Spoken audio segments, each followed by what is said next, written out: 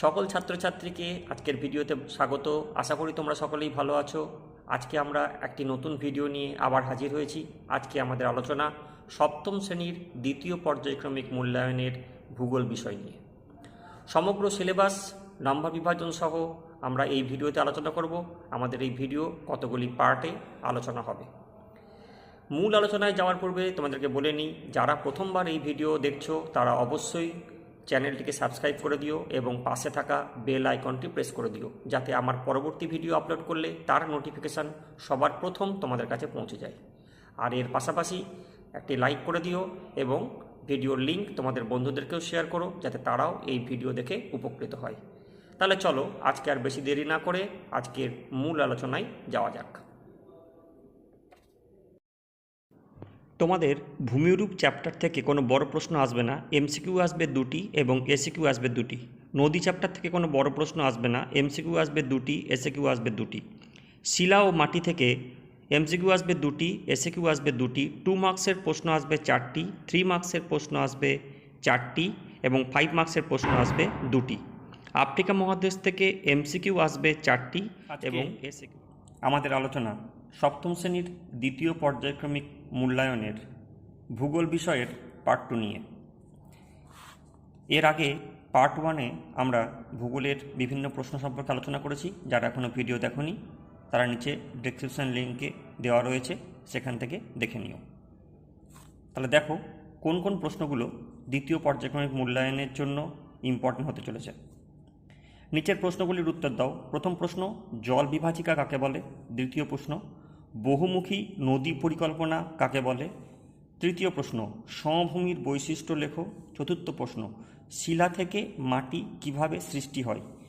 5 নম্বর প্রশ্ন, উদাহরণসহ পর্বত বেষ্টিত মালভূমির সংজ্ঞা দাও। 6 নম্বর প্রশ্ন, আফ্রিকাকে অন্ধকারাচ্ছন্ন মহাদেশ বলা হয় কেন? 7 নম্বর প্রশ্ন, মানব জীবনে সমভূমির প্রভাব লেখো। 8 নম্বর প্রশ্ন, অশ্বক্ষুরাকৃতি হ্রদ কীভাবে সৃষ্টি হয় চিত্রসহ লেখো। 9 নম্বর প্রশ্ন, নদীর নিম্ন প্রবাহে সৃষ্টি হয় এমন দুটি ভূমিরূপের বিবরণ দাও। 10 নম্বর প্রশ্ন, পাললিক শিলা কিভাবে তৈরি হয়? এক কথায় উত্তর দাও। প্রতিটি প্রশ্নের মান হচ্ছে 1। গিনি উপকূলে যে উষ্ণ বায়ু প্রবাহিত হয় তার নাম কি? পরবর্তী প্রশ্ন, মিয়েন্ডার কি? তৃতীয় প্রশ্ন, আন্তর্জাতিক নদী কাকে বলে? চতুর্থ প্রশ্ন, দক্ষিণ আফ্রিকার তৃণভূমিকে কি বলে? পরবর্তী প্রশ্ন, দোয়াব বলতে কি বোঝো? পরবর্তী প্রশ্ন, প্লাবনভূমি কাকে বলে? পরবর্তী প্রশ্ন, কঙ্গো নদীর অববাহিকায় ঘন জঙ্গল সারা বছর সবুজ থাকে কেন? 8 নম্বর প্রশ্ন, অনিত্যবহ নদী কাকে বলে? উদাহরণ দাও। পরবর্তী প্রশ্ন, হামাদা ও আর্ক কি? 10 নম্বর প্রশ্ন, আফ্রিকা মহাদেশের সর্বোচ্চ পর্বতশৃঙ্গের নাম কি?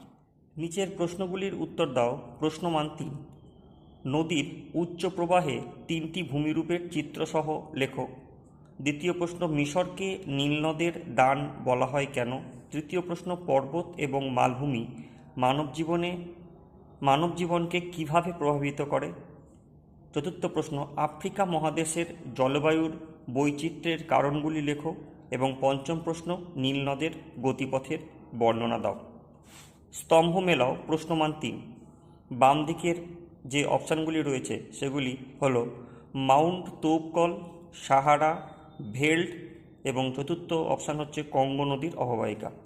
ডান দিকের অপশানগুলি হলো দক্ষিণ আফ্রিকার তৃণভূমি, আটলাস পর্বতমালা, ঘন জঙ্গল এবং ডির অপশান হচ্ছে প্রায় বসতিহীন অঞ্চল। শূন্যস্থান পূরণ করো। প্রশ্নমান 1, সাহারার ড্যাশ জাতির মানুষেরা বিদেশি পর্যটকদের গাইড হিসাবে কাজ করে। দ্বিতীয় প্রশ্ন, মরুভূমির বালি উড়ে গিয়ে তৈরি হয় ড্যাশ সমভূমি। তৃতীয় প্রশ্ন, মালভূমির অপর নাম ড্যাশ। চতুর্থ প্রশ্ন, ড্যাশ একটি নবীন ভঙ্গিল পর্বত।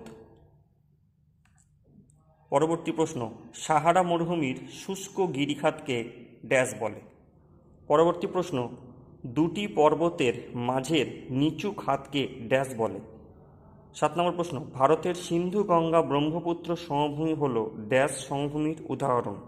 8 নম্বর প্রশ্ন, আফ্রিকা মহাদেশের দক্ষিণে আছে ড্যাশ মহাসাগর। 9 নম্বর প্রশ্ন, তাজমহল ড্যাশ শিলা দ্বারা গঠিত। 10 নম্বর প্রশ্ন, আগ্নেয় পর্বতের অপর নাম ড্যাশ। আজকের ভিডিও এখানেই শেষ করছি। খুব শীঘ্রই নতুন কোনো ভিডিওতে আবার তোমাদের সঙ্গে দেখা হবে। তোমরা সকলে ভালো থেকো, সুস্থ থেকো। নেক্সট ভিডিও না আসা পর্যন্ত এই প্রশ্নগুলি ভালোভাবে অনুশীলন করো।